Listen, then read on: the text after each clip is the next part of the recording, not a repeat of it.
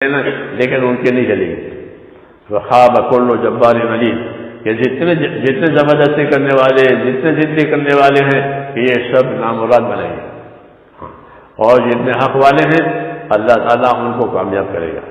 ہاں ایک بات یہ ہے کہ حق کی جو رفتار ہے وہ دھیمی ہوتی ہے.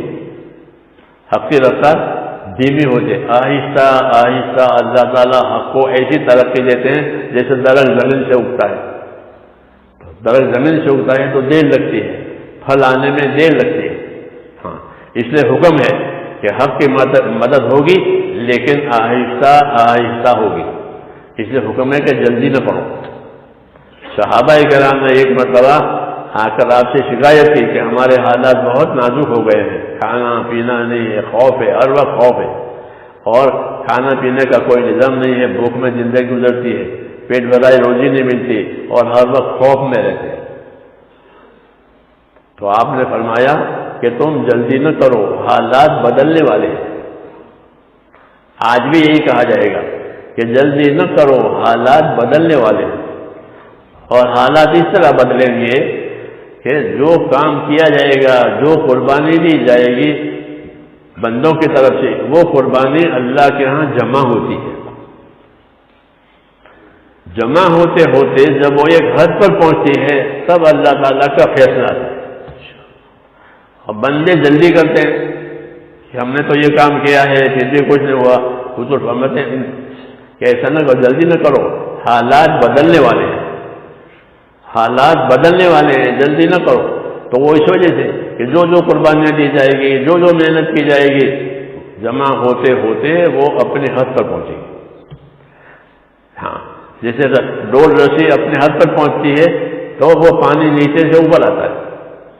ایسے بندوں کی قربانیاں اپنے حدوں پر تھی تو جو مدد اوپر تھی وہ نیچے آتی ہے. اس لیے نبی صبر و ثبات کا حکم دیتے ہیں کہ صبر کرو، ثابت قدم رہو، صبر کرو، ثابت قدم رہو. جب تمہاری قربانیاں ایک مقدار پر پہنچے گی تو اللہ تعالیٰ حالات میں تبدیلی لائیں گے. چنانچہ حضور صلی اللہ علیہ وسلم کے ساتھ تقریباً 18 سال ایسے گزرے، وہ سب حالات میں گزرے. مکے کے 13 برس اور مدینے کے 5 برس، کتنے ہو گئے؟ 18 سال حالات میں گزرے ہیں. اور سخت سے سخت حالات آئے ہیں. وہ زلزلوں، ہاں کو ہلا دیا گیا، ایسے حالات آئے. لیکن صحابہ کرام اس پر جمے رہے. تو پھر اللہ تعالیٰ نے حالات کو بدلا. جب خیبر کے خندق کے موقع پر جب سارے کفار جمع ہو کر مدینے پر چڑھ آئے تھے، وہ حالات سب تھے 5ویں ہجری کے. ان حالات پر صبر کرنا پڑا. بھوک بھی، پیاس بھی، کپڑوں کی تنگی، ہر چیز کی تنگی تھی اور خوف بہت زیادہ تھا. ہاں لیکن وہ صبر کے ساتھ رہے تو حق تعالیٰ شانہ کی مدد آئی. آپ نے فرمایا یہ آخری ہے، یہ امتحان آخری ہے، اب ہماری طرف کوئی نہیں آئے گا، اب ہم جائیں گے. یہ فرمایا اب ہماری طرف کوئی نہیں آئے گا، اب ہم جائیں گے. چنانچہ اللہ تعالیٰ نے ہوا بھی دی اور ہوا پیش کر کے ان کی ساری طاقتوں کو اللہ نے تتر بتر کر دیا. ہاں جیسا پہلے زمانے میں ہوا کا عذاب آیا تھا ہود علیہ السلام کی قوم پر، ان کی ہوا سے مدد ہوئی تھی. فرمایا ہماری بھی ہوا سے مدد ہوئی ہے کہ اللہ نے ہوا پیش کر کے دشمنوں کی طاقت کو تتر بتر کر دیا. اس وقت آپ نے فرمایا کہ اب یہ آخری ہے، اب ہماری طرف کوئی نہیں آئے گا، اب ہم جائیں گے.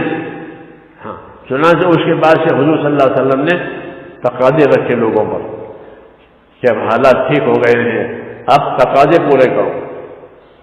تقاضے پورے کرنے پر یہ فرمایا کہ دین کے جب تقاضے آئیں تو عیسیٰ علیہ السلام کے ساتھیوں کے جیسا معاملہ مت کرو. مہاجرین سے فرمایا کہ عیسیٰ علیہ السلام کے ساتھیوں جیسا معاملہ مت کرو. کہ عیسیٰ علیہ السلام کے ساتھیوں نے کیا کیا تھا کہ عیسیٰ علیہ السلام نے جب ان کے سامنے تقاضا رکھا تو جگہ دور ہے اور دور جانا پڑے گا، تو انہوں نے کہا کہ اتنے دور ہم کو بھیجیں گے آپ، اور ہم تو وہاں کی زبان بھی نہیں جانتے، وہاں جا کے کیا کریں گے. اصل تو ان کو بوجھ ہو رہا تھا جانے کا، زبان کا مسئلہ لائے بہانے کا. عیسیٰ علیہ السلام نے اس کا کوئی جواب نہیں دیا، لیکن جب صبح ہوئی تو جس کو جہاں جانا تھا وہاں کی زبان وہ بولنے لگا.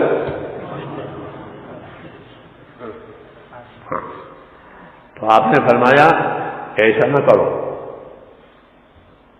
اب ان کے عذر کٹ گئے، عذر تھا نا زبان کا، وہ آزار اللہ نے کاٹ دیے.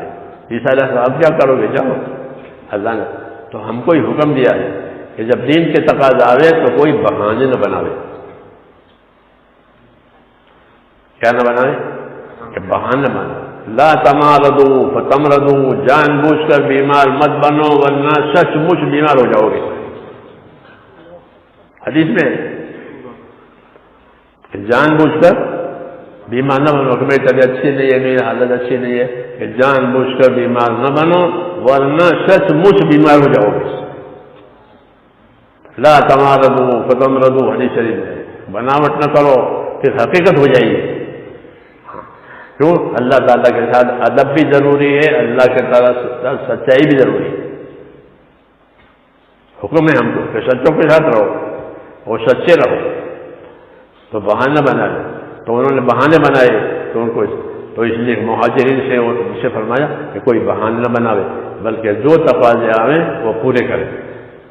اور مولانا الیاس صاحب رحمۃ اللہ علیہ فرماتے تھے کہ اللہ تعالیٰ کی جو مدد ہے وہ سامنے نہیں ہوتی، وہ غیب میں ہوتی ہے. مدد سامنے نہیں ہوتی، وہ غیب میں ہوتی ہے اور عین وقت پر آتی ہے. کب آتی ہے؟ عین وقت پر آتی ہے، پہلے تیار نہیں ہوتی. مدد کا وعدہ ضرور ہے لیکن مدد کو اللہ غیب میں کر دیتے ہیں. یہ نہیں کہ ابھی آدمی چلا اور ابھی مدد آ گئی، کیسے نہیں، کہ جب وہ چلے گا تو جو مدد اللہ تعالیٰ نے غیب میں رکھی ہے وہ مشاہدے میں آ گئی. جیسے بدر کے موقع پر، کہ بدر کے موقع حضور صلی اللہ علیہ وسلم کے تقاضے پر سب جمع ہو گئے. کچھ نہیں ہے، کچھ نہیں ہے، کھانے کے لیے کھانا نہیں ہے، جوتے پہننے کے لیے نہیں ہے، صرف حکم پر کھڑے ہو گئے کہ کون میرا ساتھ ہے، کہ ہم آپ کے ساتھ ہیں. حکم پر تیار ہو گئے اور کھانا نہیں ہے، پاؤں میں جوتے نہیں ہے. جی ہاں، صرف اطاعت کی کہ اطاعت مدد کا ذریعہ ہے، قربانی مدد کا ذریعہ ہے. کہ مدد کہاں سے آئے گی؟ کہ غیب سے آئے گی. مدد غیب سے آئے گی. ہاں، تو سب سے پہلے مدد کی ضرورت ہے کہ پانی نہیں ہے، مجمع کے لیے پانی نہیں ہے. تو راتوں رات بارش ہو گئی. ہاں، راتوں رات وہ بارش ہونے کی وجہ پانی کو گھیر لیا حوض بنا کر کے، تو پانی کا انتظام ہو گیا. یہ مثال ہوئی کہ پانی نہیں ہے، پانی کا تو پانی برس گیا. تو یہ مثالیں ہیں کہ اللہ تعالیٰ کی مددیں غیب میں ہوتی ہیں. جب اللہ تعالیٰ کے تقاضے پورے ہو جاتے ہیں، جو مدد غیب میں ہے وہ مشاہدے میں آتی ہے، وہ سامنے آتی ہے. اس لیے ہمارا ایمان غیب پر ہے، یعنی بن دیکھے ماننا، اس کو غیب کہتے ہیں. کہ بن دیکھے اللہ کو مانو، بن دیکھے اللہ کے حکم کو مانو کہ اس حکم سے یہ ملے گا، یہ حکم وہ دیکھا نہیں ہے. جیسے کہ صدقے سے مال بڑھے گا، صدقے سے تو مال بڑھتا کام تو گھٹتا ہے. لیکن یہ غیب کا حکم ہے کہ غیب میں یہ ہے کہ تمہارے صدقے سے تمہارے مال بڑھیں گے. تو جتنے ہمارے وعدے ہیں اللہ تعالیٰ کے کہ وہ غیب میں ہے، جب اس کے تقاضے پورے کریں گے تو وہ غیب سے ظہور ہوگا اس کا. ہاں، اس لیے کہتے ہیں کہ اللہ نے مدد کی کوئی کیفیت نہیں بتائی کہ ہم تمہاری مدد کریں گے تو کیسی مدد کریں گے، کہ وہ نہیں بتائی کیسی مدد کریں گے، بلکہ وہ مدد غیب میں ہے. جب موقع آئے گا تو اللہ اس غیب کو ظاہر کرے گا. چنانچہ ہر نبی کی مدد الگ الگ طریقے سے ہوئی ہے. جو نبیوں کی مدد کے قصے ہیں کہ موسیٰ علیہ السلام کے لیے پانی کو پھاڑ دیا، ابراہیم علیہ السلام نے آگ کو ٹھنڈا کر دیا. جی ہاں، ہر نبی کی مدد الگ الگ طریقے سے ہوئی ہے. اس لیے بتایا کہ مدد کا کوئی طریقہ خاص نہیں ہے، بلکہ اللہ تعالیٰ جو چاہیں گے اس طریقے سے مدد کریں گے.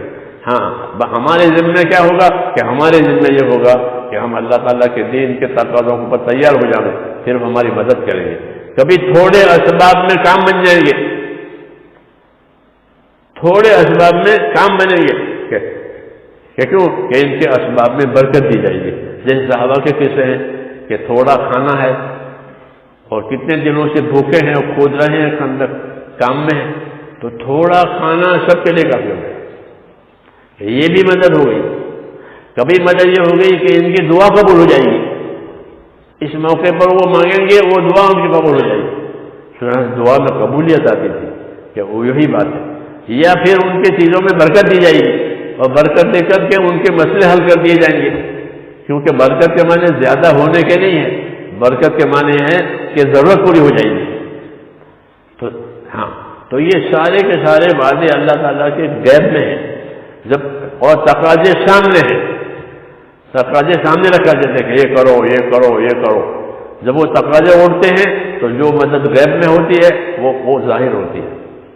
ہاں، اس لیے کہتے ہیں کوئی آدمی بات کو نہ ٹالے بلکہ اپنی طاقت کے مطابق ذمہ داری لے۔ کیا کرے؟ اپنی طاقت کے مطابق ذمہ داری لے۔ جب اپنی طاقت کے مطابق ذمہ داری لی جائے گی تو پھر حق تعالیٰ شانہ ذمہ داری لینے کے بقدر مدد دیتے ہیں۔ المعونۃ علی قدر المعونہ، حدیث شریف میں کہ اللہ کی مدد اتنی آئے گی جتنی ذمہ داری پوری کی جائے گی۔ پہلے ذمہ داری لی جائے گی، پھر اس کے بعد مدد آئے گی۔ پہلے مدد اللہ نہیں دکھاتے، مدد کو اللہ غیب میں کر دیتے ہیں، حکم کو سامنے کرتے ہیں، حکم کو کہ سامنے کرتے ہیں کہ یہ حکم ہے یہ حکم ہے یہ حکم۔ ہاں، جب حکم پورے ہو جاتے ہیں تو جو مدد اللہ تعالیٰ نے غیب میں رکھی ہے وہ باہر آتے ہیں، تو ایمان میں ترقی ہوتی ہے کہ اللہ نے کر دیا۔ ہاں، اس طرح ایمان بڑھاتے ہیں۔ پھر اس کے بعد اگلا تقاضا اس سے بھی بھاری آئے گا کہ اللہ یہ کیسے ہوگا، لیکن جب وہ تقاضے اڑیں گے تو وہ بھاری تقاضا بھی پورا ہو جائے گا، تو پھر ایمان میں اور ترقی ہوگی اللہ کے وعدوں کو دیکھ کر کے۔ تو اللہ اپنے وعدوں کے پورا ہونے کو غیب میں رکھتے ہیں، اور جب قربانیاں دی جاتی ہیں تو وہ غیب سے ظاہر ہوتی ہے، تو پھر ایمانوں میں ترقی ہوتی ہے۔ اس لیے تقاضے بڑھتے جاتے ہیں اور مدد بھی بڑھتی جاتی ہے۔ ہاں، اس طرح کام اللہ تعالیٰ کی مدد سے ہوگا، یوں کہا کہ کام جو ہوگا وہ اللہ تعالیٰ کی مدد سے ہوگا، اور مدد تو اللہ تعالیٰ نے غیب میں رکھی ہے، دکھا کر کام نہیں کرتے۔ ہاں، کہ کافر دیکھ کر چلتا ہے اور مومن مان کے چلتا ہے، مومن بات مان کے چلے گا۔ ہاں، کہ کیا فائدہ ہے کہ کوئی فائدہ مجھے نہ دینا، میرے اللہ کا حکم ہے۔ ہاں، اس لیے جب لوگ ایمان لاتے تھے وہ تکلیف اٹھاتے تھے تو مشرکین یہ کہتے ہیں کہ یہ اپنے دین کے بارے میں دھوکے میں پڑے ہوئے ہیں، کھانا نہیں ملتا، مار کھاتے ہیں اور دین دین دین لے کر پھر رہے ہیں کہ غر رہا اولئک دینہم، ان کو ان کے دین نے دھوکے میں ڈال دیا ہے۔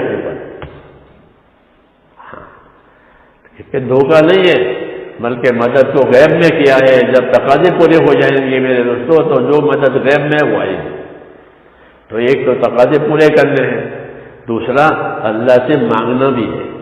ہاں، یہ بھی ضروری ہے، مانگنے میں بھی کسر نہ ہو، اس لیے کہ دار و مدار ہمارے عمل پر نہیں ہے، دار و مدار اللہ کے فیصلے پر ہے۔ اللہ سے فیصلے کرانے کے لیے کہ اللہ سے فیصلہ کرانے کے لیے اللہ سے التجائیں بھی کرنی ہے۔ ہماری محنت ہو رہی ہے لیکن اللہ معاف کرے ہماری دعاؤں میں کمی ہے، دعاؤں میں کمی ہے، تنہائی انفرادی جو اعمال ہے وہ کم ہے۔ اجتماعی اعمال تو ہیں لیکن جس طرح اجتماعی اعمال ہونے چاہیے اس طرح انفرادی اعمال بھی ہونے چاہیے۔ ہاں، کہ انفرادی اعمال کی کمی کی وجہ سے ذاتی تعلق اللہ تعالیٰ سے کم ہے۔ ہر مسلمان کو اللہ تعالیٰ سے ذاتی تعلق پیدا کرنا چاہیے کہ میرے اللہ سے ذاتی تعلق ہے، کہ کیوں کہ ہمارا کام بنانے والا تو اللہ ہے، حیات اور موت کا مالک اللہ ہے، اس لیے ذاتی تعلق بھی اللہ، ذاتی تعلق انفرادی اعمال سے ذاتی تعلق پیدا ہوتا ہے اور اجتماعی اعمال سے عمومی حالات اللہ ٹھیک کرتے ہیں، اس لیے اللہ سے ذاتی تعلق بھی پیدا کرنا ہے کہ اپنے انفرادی اعمال کے ذریعے سے اللہ تعلق پیدا کرے اور اجتماعی اعمال کے ذریعے سے اللہ کی مددوں کو طلب کرے۔ ان دونوں کے مجموعے سے کام بنتا ہے، اس لیے مسلمان کے ذمے نصرت بھی ہے، استقامت بھی ہے۔ استقامت کا تعلق انفرادی اعمال سے کہ اپنی ذات پر اپنے استقامت اپنے اندر پیدا کرے، اور دوسرا اللہ کے دین کی نصرت کرے۔ یہی دو کام ہمارے ہیں، ایک استقامت پیدا کرنا، ایک اللہ کے دین کے تقاضوں کو پورا کرنا، یہ نصرت کہلاتا ہے۔ ہاں، تو نصرت کے بھی تقاضے آئیں گے اور استقامت کا بھی ہم کو حکم ہے. مسلمان ایسا ہے، اسلام ایسا ہے جیسا چکی میں دو پارٹ ہوتے ہیں، ایک پارٹ حرکت کرتا ہے، ایک پارٹ ثابت رہتا ہے. ان دونوں کی کاوش سے آٹا باہر آتا ہے. اس طرح ہماری زندگی میں حرکت بھی ہے کہ عمومی اعمال حرکت کے ساتھ کیے جائیں گے. جو بھی تقاضا آئے اپنی طاقت کے مطابق وہ حرکت کی جائے گی، قریب میں دور میں. مولانا اللہ صاحب فرماتے ہیں ہم اپنے آدمیوں کو دور دور بیچتے ہیں. لوگ کہتے ہیں قریب میں ضرورت ہے کہ ہم اپنے آدمیوں کو دور اس لیے بیچتے ہیں کہ ان کے اندر استحکام اور مضبوطی آئے گی. یہ جتنے دور جائیں گے اتنے یہ اپنے کام میں مضبوط بنے گے. تو ہم اپنے آپ ساتھیوں کو دور بیچتے ہیں ان کے اندر مضبوطی لانے کے لیے. تو چکے کے اوپر کے پارٹ کی طرح سے حرکت بھی ہوگی اور نیچے کی پارٹ کی طرح سے ثابت قدمی بھی ہوگی کہ ہر حال میں ثابت قدم رہ کر کے کام کریں گے.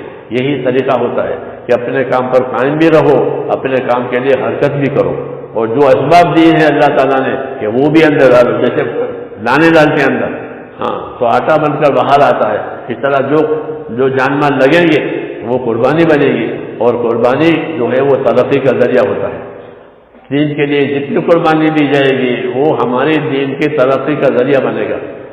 اور ترقی میں یہ بھی ہے کہ لوگوں کے دل اللہ کی طرف آئیں گے، لوگوں کے دل اللہ کی طرف مائل ہوں گے، یہاں تک کہ مخالفت کرنے والا بھی مائل ہو جائے گا.